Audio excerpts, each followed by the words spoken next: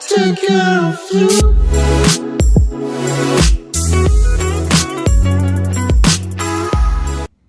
Hey, Tiffany. Okay, so it says I have 2 viewers now. Where's everybody? I see it says 3 eyeballs, but I don't see. I only see Tiffany. Okay, Lori, there you are.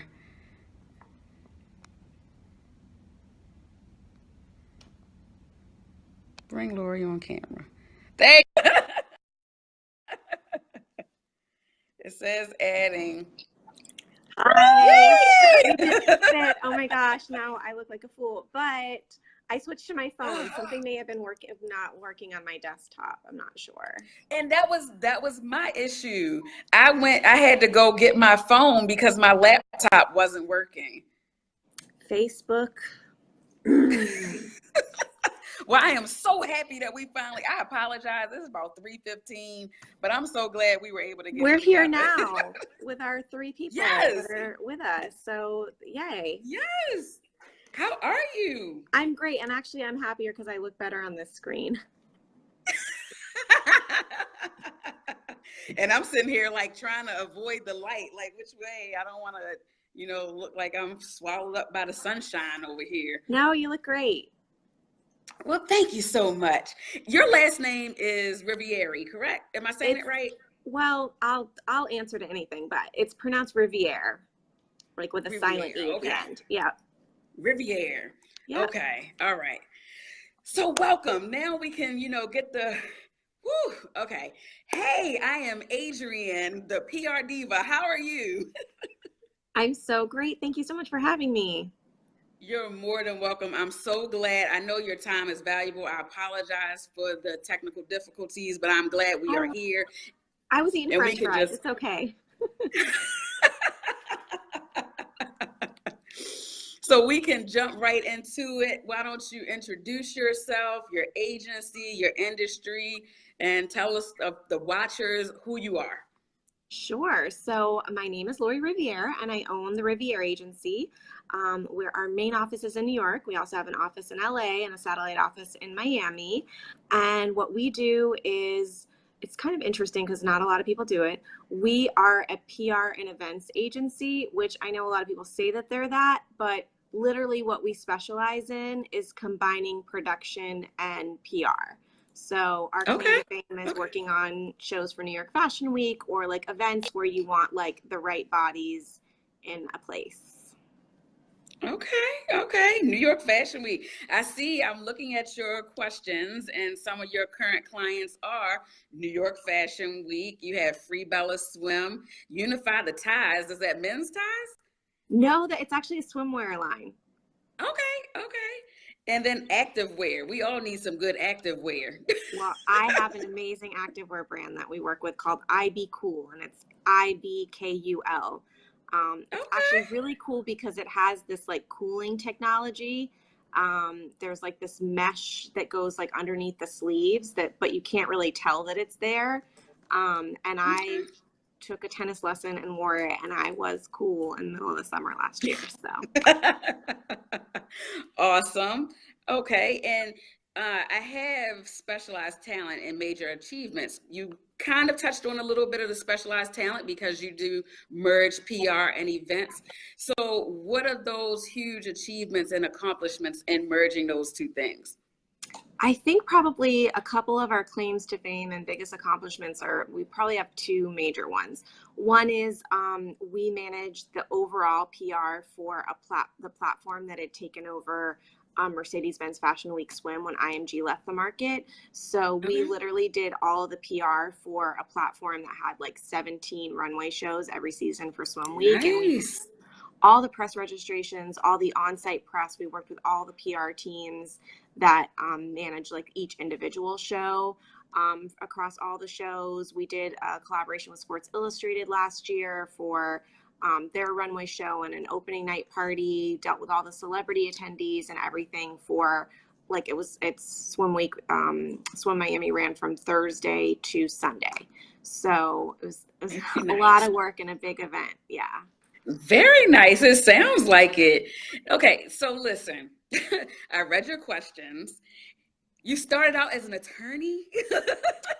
I did. And not even like a sexy attorney, like doing something cool. I was in-house counsel for Geico, like Phaedra Parks. Like, Oh, wow. I met her at a Wow. show a couple of years ago, and I was like, "Yeah, Phaedra, I was at Geico too." She's like, "Oh, girl, it's not So a that glamorous is job." so, well, as a sidebar, my son graduates from law school next year. So, but he wants to go into politics. So I'm sure, it's a different animal. But I guess I get because we debate with people all the time as publicists, like we have to have those on your feet, quick comeback kind of, I don't know. We just have to be on it in every part of it. So I can see the segue. But how did you really make that happen? How did you go from defense attorney and wait a minute, sidebar, you always denying claims. I had Geico for a little while. Yep, I was the evil person denying claims, except for I wasn't evil. I would try and figure out ways to get the adjuster to pay. Okay. I always felt so bad for the person, so I would always like fight, yeah, that's probably why I wasn't so good at it. Like just pay the claim. Yeah, so I actually I knew I hated what I did. I never intended to sort of practice, but Mhm. my law school kind of lied to me and told me, "Oh yeah, you can do anything that you want with this degree or whatever." And then when it came time to find a job, they're like, "We'll only help you find a job as a lawyer." I was like, "Oh, that's great."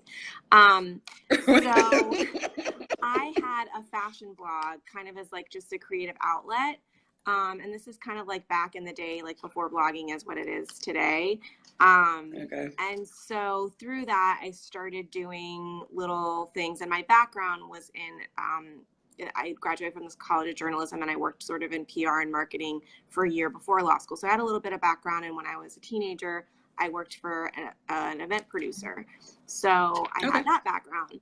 And I Right. knew I Yeah. could do the job, but I felt like no one was going to hire me, like, because my experience was as Geico attorney, right?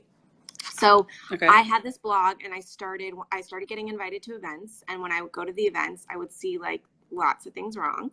And so then I started like approaching whoever was hosting the event and be like, I wouldn't say that I could do it. I would just make recommendations. Like, next time you might want to do this. You might want to have a step and repeat. You might want to have, Okay. whatever. And so then I'm a little bit timid. I'm not like a big salesperson. So I just make suggestions. And finally, like, I forget who it was. Somebody asked me to do the event. And so I started doing events and started producing events. I wasn't doing the PR portion. In fact, I used to bring in someone to do the PR portion. And then I started realizing people didn't have the budget for both. And I was like, well, I could actually probably do this. And so that's kind of how it all started. Okay. And it's always, I say that, like when you said you give recommendations, because we do have to make them feel like it was their idea. Like, I'm not going to tell you, I can do it or you should do it this way. I'll just say, hey, if you were doing it this way, it would probably work better. And then they can say, oh yeah, that you're right. I thought that, but I didn't do it. Yeah. So is this, outside of going to law school, is this what you wanted to do when you grew up? Like, is this who you wanted to be when you grew up? I mean, yeah, in part. I mean, I'm not done being who I want to be. I don't know that I've grown up yet. So Yes. it's part of it. It's definitely part of it. I didn't have some sort of like clear vision, but I knew I wanted to do something that I loved, and I knew I wanted to have be able to create something special. So for me, the best part of this is creating this like fun work environment where I'm able to like create opportunities for people. That's Awesome. the most fun part for me. Well, you said, and so 10, you wanted to be a cashier. Like, did cashiering look glamorous to you back then? Oh, it did. Oh my gosh. I really, really wanted to be a cashier when I was 10. It was so bad.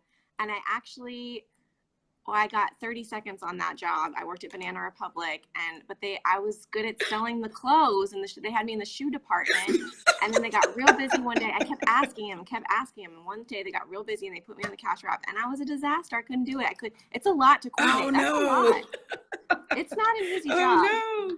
Yeah, I know It's now. not. I really have respect for cashiers because it's a lot to coordinate. It is. It's retail as a whole, because I know there are certain places that I go and I'm just like, oh my God, how can you have to try to shop.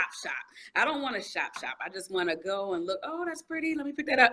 But then, certain places like Old Navy, Ross, like you have to shop because people just throw those clothes around and the poor people have to fold all day long. So, Yeah.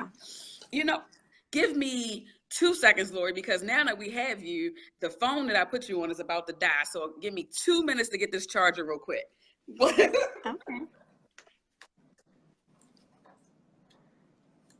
Hi, everyone. Tiffany Wright. Hi, Tiffany Wright.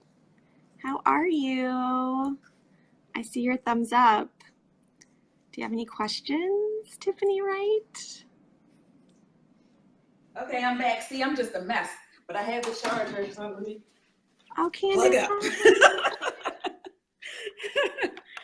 I was like, no, why is it saying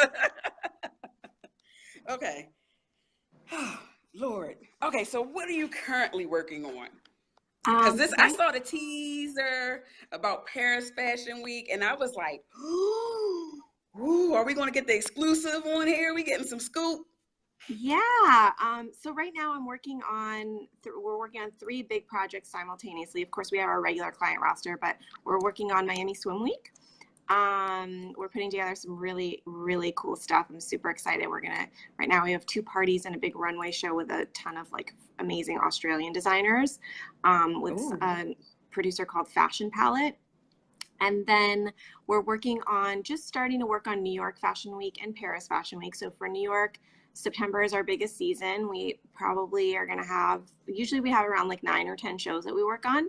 So I've been in contact with IMG. Most of our clients, we work with the on-site, like the real deal shows. So we have our specialty is kind of working with international or newer designers. But like Leanne Marshall is our client, and she shows with IMG, always invites her to show every season. So we're working on that. And then, we are working on Paris Fashion Week. Last March, we did a group show, actually 2 group shows and a single show. It was really awesome. And hopefully the producers will invite us back. And then we're working on something for March 2019 for a really cool Canadian producer that's going to bring a group show of like Indigenous designers, which I'm really excited about. Oh, wow. Yeah, Okay. like anything that sort of like promotes diversity or inclusivity in the fashion world, like really excites me. So I get super pumped about those projects. Man, Lori, you're the plug. I'll be like, yes, my friend Lori, she's doing Paris Fashion Week. It's super fun. We love it. Yeah. Oh, Miami Swim Week. Yeah, Lori does that. That's somewhat fun. It's just really hot. It's really hot in the summer. That's like the wrong time for swim week, but that's when it is. So what would you tell your younger self that could help you right now? Like during the process, after the 30-second cashiering and the defense attorney, even though you've had those, I don't want to call them struggles, I'll just say those experiences, what would you have told your younger self that could help you get to where you are now? I think one of the things that I've realized is that I finally kind of figured out, I don't want to say the secret to life, but kind of the secret to life, which is you have to really believe in yourself and just know that like whatever you want can really happen. And so it's about training your mind to like get rid of all the negative thoughts and replace them with positive ones. So if I had started, it's an exercise, you have to do it like continually. And I'm better at it. I don't want to say I'm perfect at it, but imagine if I had started doing those exercises when I was like 16 or 19 or 20 or 25, I probably would have, gotten where I wanted to be sooner. Right, I agree. And in that aspect, what would you tell people who are looking to follow in your footsteps? People who are coming behind you, who are, like me, like Lori's my friend. Like, what would you tell them? What advice would you give? I think there's a couple of pieces of advice. One, it definitely is about training your mind to really believe in what you want, no matter what it is. I mean, obviously, if I say I want to be a 6 foot tall blonde girl, that's not going to happen. But and maybe it could with like a lot of plastic surgery or something. I don't know. But I would say really believing in that and just taking like small steps. So I give this tip whenever I can. I have a box that I literally write everything down that I want for like the year, and I put it in the box, and then I kind of just forget about it, because I'm not one of those people, like I don't have time to like cut out pictures of a magazine and create a vision board or whatever. So to me, that's like an easy way that I can kind of create that vision for myself. So that'd be one tip. And then I think the second tip that I have is always be the hardest working person in the room.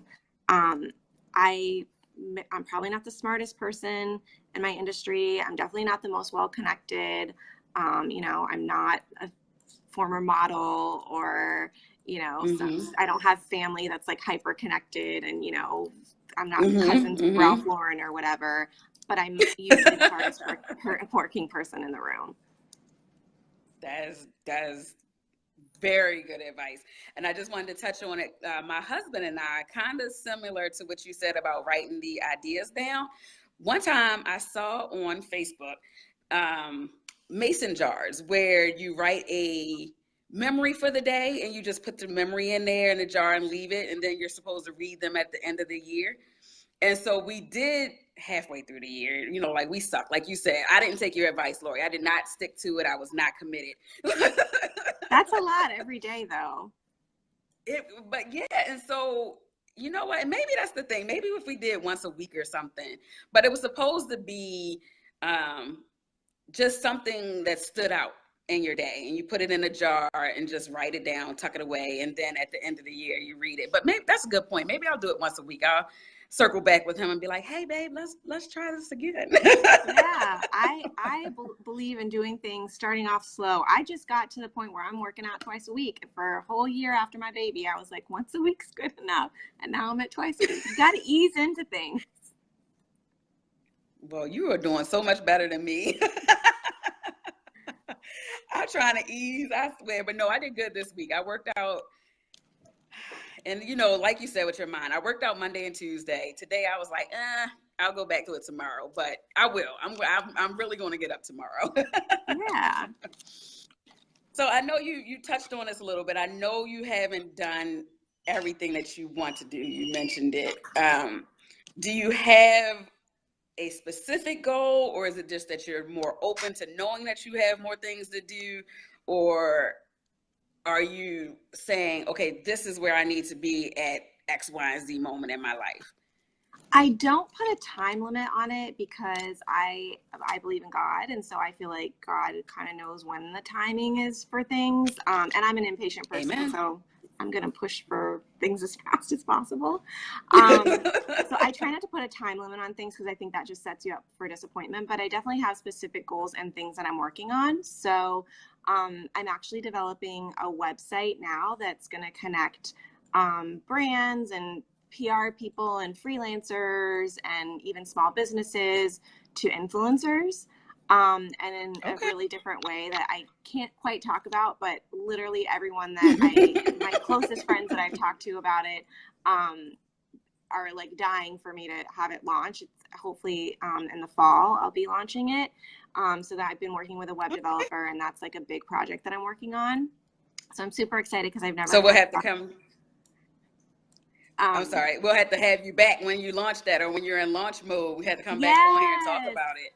It's going to be super exciting, and I've never sort of delved into the tech world before in this way. So I'm really pumped. It's like official, like my agency, I like literally bootstrapped it. I started with a laptop on my, coffee table, but this, I like have investors. Like it's like a real, Shark Tanky kind of business.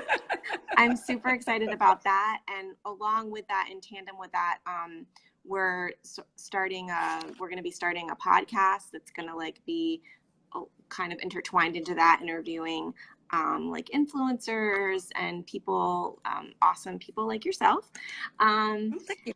Yeah. And then we're also going to be, our agency is, we've been doing press previews out of our office in New York for a while, and for our clients. And we always like invite some other PR agencies or whatever, if they have brands, to like join along, because we find the editors like to see as much stuff as possible. So we're actually working on something on a bigger scale to do, hopefully in the fall, maybe it get pushed back to spring, but so I'm excited that we're going to move into like kind of starting to own some of our own events, which is cool. Yes, very cool. Now, I had a question on here, and I love your answer. My question was, what's one myth about your industry that you would like to set straight? And your answer was that fashion people are snobby. I love it. Can you expand on that a little bit? Talk about that. Yeah, I feel like there's this perception, and maybe it's true for some people, but I think there's this perception that fashion people are just, you know, snooty and walk around the world, and like they're just focused on clothes, and they don't care about like the world or the environment or anything else. They're just like superficial. And I don't think that that's really true. That at least the people I work with, there's so much depth to their character, and they really care about people and the world, and they just happen to love fashion, and they're getting to do something that they love. But it's not, you can peel away other layers of the onion and kind of reveal that they're a whole person. So that kind of gets a little bit disappointing. A lot of times when I tell people that I'm in fashion, they automatically have this assumption that either I'm snobby or I'm superficial. And you know, that's obviously not true. Right. I don't get that from you at all. So are there particular, how do you get your clients? I mean, I'm not that you are always just picking them. However, do you, and I know you mentioned God, like, is there a connection with someone who approaches you? Do you kind of feel them out before you say, okay, I'll do this? Nicole said you are not shallow. I believe it, Nicole. We are not. But how do you do that? How do you gauge your clients? So I'm really bad at that. I've just been really lucky that we really don't go after business. It just sort of comes to us, and I really go with my gut on, you know, deciding to work with a client, or after working with a client, deciding not to work with them any longer, or maybe not work with them for the next project or event or whatever. But we have some just really great partners that we work with, since we do so many events. It's kind of like a repeated thing. So for Fashion Week, there's like 3 or 4 producers that we work with, and they love working with us. We love working with them. LDJ Productions is one of them, and Rachel Young, I have to give a shout out to her because she's amazing, and I love working with her. She's an amazing producer, and her story is equally amazing because she was in finance before and then entered this industry, and is now like, she produces Christian Siriano's show. So we just send her over. I would love to speak with her. Yeah. So we just have so many people like that we just sort of get business through a lot. Most of it's referrals. Interestingly enough, though, I feel like up to now, we haven't really pursued reaching out to brands. But we've internally been like, you know, we should probably make a list of the brands that we'd like to work with and just reach out to them and like let them know that we're here, because we're kind of like on the DL. Like you have to know about us. Okay. Elusive. Yeah, we're like the fashion PR speakeasy. Okay. I love it. So speaking of that, what are some taboo things that you've seen in your industry, or things that you know not to do when it comes to fashion?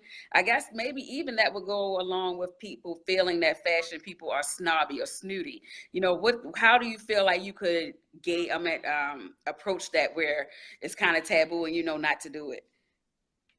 I mean, I feel like just be nice. Like, just be like a nice person and think about how it is on the other side for like an editor. You know, I know people are like into the follow-ups, and I think follow-ups are great, but like, you don't have to follow up 100 times. You can follow up a couple of times, and they don't write back. They're not interested. Like, think about, Right. I think on the media side of things, PR people aren't really thinking about how their lives have changed in the last 4 or 5 years. Like, literally their responsibilities have doubled, or maybe their employer doesn't realize that it's doubled, but they're covering print and digital now, and those are two different ways of thinking and different types of deadlines and everything. So they have a different kind of workload now, and it's not like their pay's increased, you know. So I think just seeing how it is thinking of how it is on their side of things, and trying to make life as easy for them as possible. And I think that's just in general in PR. So, you know, links to Dropbox with images, not, you know, a 4-page press release that attaches a Word document, you know, stuff like that. Right. Okay. So is there anything else that our readers or our listeners, our followers should know about Lori and the Riviere Agency? I don't know. We love doing what we do. I have an amazing team of, you know, people that work with us. Nicole, who's watching now, she's been like my rock and my right and left hand. So I think the number one thing that I definitely want people to know is we're a very successful agency. We really are really good at what we do, and but the reason that we're so good at what we do is because of the people that work at the agency. It's not really so much me. I'm a good organizer of things, rallying the troops, but it's the troops that make it happen. And yes, Nicole and Lindsay were both awesome. Nicole, thank you for getting this scheduled for me. Lindsay, thank you for sending me the picture over again when I lost it. I don't know what happened to my email. I guess kind of like the technical difficulty we had today. But thank you so much to you ladies. I appreciate you both. And I know you said that you want to grow the agency to really make a big impact on allowing people from any background and diversity and valuing people, which is awesome. So that's really cool that you value inclusion and diversity in your organization. Yeah, it's something that's really, really important to me. You know, I come from a diverse background, and my dad was an immigrant here. So it's really, really, really important to me. I think people don't always recognize fashion is, for whatever reason, it's not the most diverse industry. So I just get really excited about, like, for me, the growth as the agency grows, and I'm able to like give people opportunities that maybe wouldn't have normally had them, or that to me is like super exciting. Okay, so then closing, and are you accepting any interns, or if people want to reach out to you, if people want to just ask you some questions, how can they get in contact with you? So probably the best way, if people just have like general questions, would be to DM us on the Riviere Agency Instagram. So it's just Riviere Agency, and that's RIVIERE Agency. And as far as interns, we do have an internship program. We've actually hired our summer interns. So Jonathan and Nicole manage that, and I don't even know who they are. Okay. I'm excited to meet them. But we'll probably be starting to accept applications for fall interns sometime during the summer. So you can always go on our website, which is theriviereagency.com, and there's an email, careers@theriviereagency.com, and you can email your resume and, you know, express your interest there. Well, this has been awesome. Thank you so much. I appreciate you. I know your time is valuable, and I thank you for sticking in there with me and not giving up on us getting connected. Yeah, of course. I'm so sorry we weren't able to connect sooner, but I do appreciate, especially Tiffany Wright. Let's give her a shout out, because yes, she was from the beginning. So props to Tiffany. Tiffany is actually my hairstylist. Oh, well, Tiffany, you do a good job. And if you're ever in New York, I owe you a drink. So just look me up, DM me, and we'll go and get a drink, because you hung from the beginning. She did. But thank you so much. And so everybody that's watching, this will be on our YouTube page, the IPY Agency YouTube page. I'm also going to put it on the Diary of a PR Diva Facebook page. Some of it will be on Instagram. You know, Instagram is stingy. They only give us a minute. But this was a great, great conversation. I really appreciate you. I learned a lot. And anybody who felt like fashion people were snobby, once they watch this, they will change their minds. Because you were awesome. So. Yeah, I'll save my snobby comments for when we go off.